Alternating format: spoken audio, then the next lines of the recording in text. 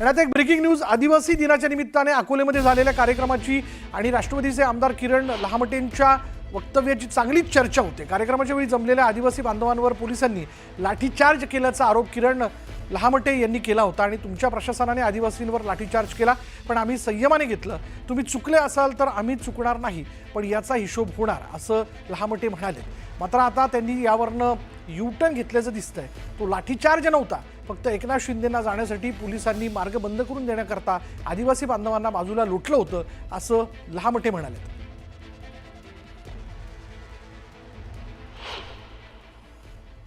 भीती नाही कुणाची आहे। एका प्रशासनाने लाठीचार्ज केला, आम्ही संयमाने घेतलं, कारण आम्हाला माहित आहे एवढी मोठी संख्या आहे, त्याच्यात काही पण होऊ शकतं। तुम्ही चुकले तर आम्ही चुकणार नाही, पण याचा हिसाब होणार। उपमुख्यमंत्र्यांना परत हेलिपॅडकडे जाण्यासाठी पोलिसांना रस्ता करायचा होता आणि म्हणून घाई गर्दीत आता सभा संपत आली आहे म्हणून त्यांनी कार्यकर्त्यांना किंवा त्या आलेल्या मायबाप जनतेला लोटण्याचा प्रयत्न केला। खरं तर त्यांनी जो त्यांना रस्ता करून पाहिजे होता तो नंतर मी 15 मिनिटाच्या आतमध्ये त्यांना सगळा रस्ता मोकळा करून आम्ही दिलाय।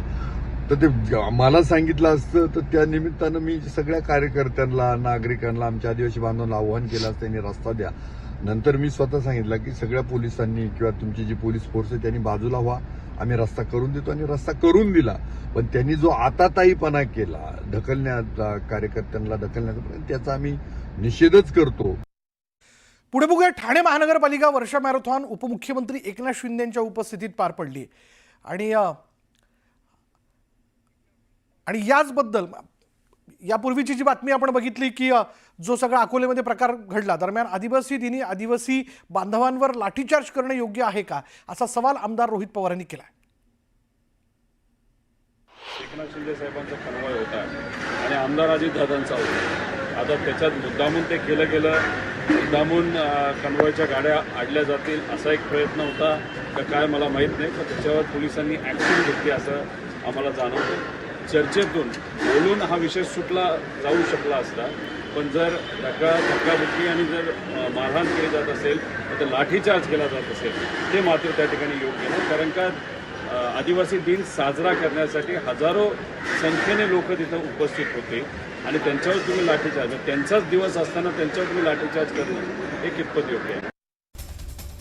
आणि आता एक ब्रेकिंग न्यूज। धाराशिवच्या उमरग्यातील तरुणाचं हत्या प्रकरण जे त्यात 3 महिलांनी संगनमत करून त्याची निर्गुण हत्या केल्याचं समोर आलंय। 3 महिलांविरोधात उमरगा पोलीस स्टेशनमध्ये खुनाचा गुन्हा दाखल करण्यात आलाय। आरोपी 3 महिलांना पोलिसांनी ताब्यात घेतलंय। महिला कालिका कला केंद्रात वास्तव्यास असल्याची माहिती आहे। अधिक तपशील आपण जाणून घेणार आहोत। आमचे प्रतिनिधी बालाजी निरफळ आपल्या बरोबर आहेत। बालाजी, काय तपशील याबद्दल? विशाल, एकूण जर बघितलं तर उमरगा शहरात ही घटना घडली होती। 15 दिवसापूर्वीची साधारणतः घटना आहे। अभिषेक कालिदास शिंदे या तरुणाचा मृतदेह आढळून आला होता। त्यामुळे हा तरुण तसं तर बघितलं तर घराबाहेर ऑटो चालवण्याचं काम करतो आणि तो घराबाहेर पडला आणि त्याचा सुगावा लागत नसल्याने घरच्यांनी त्याची शोधाशोध केली। मात्र शहरातच त्याची जी आहे ती एका शेताशेजारी त्याचा मृतदेह आढळला आणि तिथून जी आहे ती ही हत्या कशामुळे झाली याचा तपास पोलीस घेत होते। मात्र आता जी आपल्याला प्राथमिक माहिती मिळते, पोलिसांनी 3 जे आहे ते महिलांना ताब्यात घेतलेलं आहे।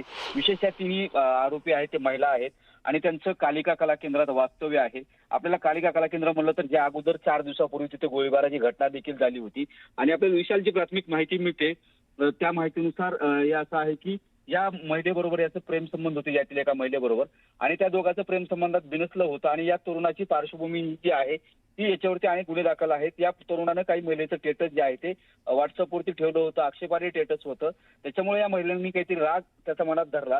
आता हा प्रश्न या 3 महिलांनी हत्या केली तर आणखी कुणामार्फत हत्या केली हे मात्र तपासात आणखी अत्यावरती झालेलं नाहीये। मात्र पोलिसांनी जे आहे ते या 3 महिला ताब्यात घेऊन जो आहे तो तपास सुरू केलेला आहे। विशाल, फक्त एवढंच या प्रकरणात म्हणावं लागेल की 3 महिला आणि त्या कला केंद्रात वास्तव्यास आहेत, त्यामुळं या प्रकरणाचं गांभीर्य वाढलेलं आहे। उमरगा पोलिसांनी तर प्राथमिक माहितीसाठी तपासात महिलांना ताब्यात घेतलेलं। आता पुढील तपास सुरू आहे। नेमकी पाहूया पोलीस तपासात आता पुढे काय नेमकं निष्पन्न होतं हे लवकरच कळेल। धन्यवाद बालाजी या सगळ्या तपशिलाबद्दल।